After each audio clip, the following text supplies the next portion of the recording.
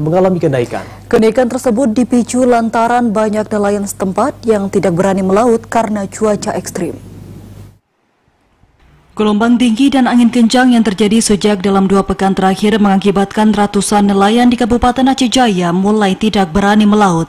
Kondisi ini berimbas pada naiknya harga ikan, mereka keterbatasan pasokan.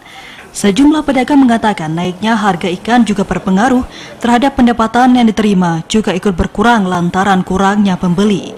Seperti ikan tongkol sebelumnya dijual Rp30.000 per kilogram, saat ini menjadi Rp35.000 per kilogramnya. Ikan sisik sebelumnya Rp40.000, saat ini dijual menjadi Rp45.000 per kilogramnya. Seorang pedagang ikan, Abizar, mengatakan, untuk bisa berjualan, para pedagang terpaksa membeli ikan yang dibawa dari luar daerah, baik dari Banda Aceh maupun dari berbagai daerah lainnya, walaupun harganya melonjak drastis.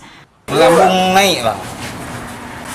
Sudah berkurang ikan sekarang, ya. Sudah berapa lama Bang terjadi seperti ini? Sudah sekitar 2 minggu. 2 minggu. Itu akibat terjadi kenaikan itu kenapa Bang? Akibat cuacanya, Bang. Para pedagang ikan di daerah itu berharap cuaca ekstrim yang sedang terjadi di Aceh Jaya kembali normal sehingga pasokan ikan kembali melimpah dan daya beli warga pun kembali meningkat. Dari Aceh Jaya, Musliadi, TVRI Aceh melaporkan.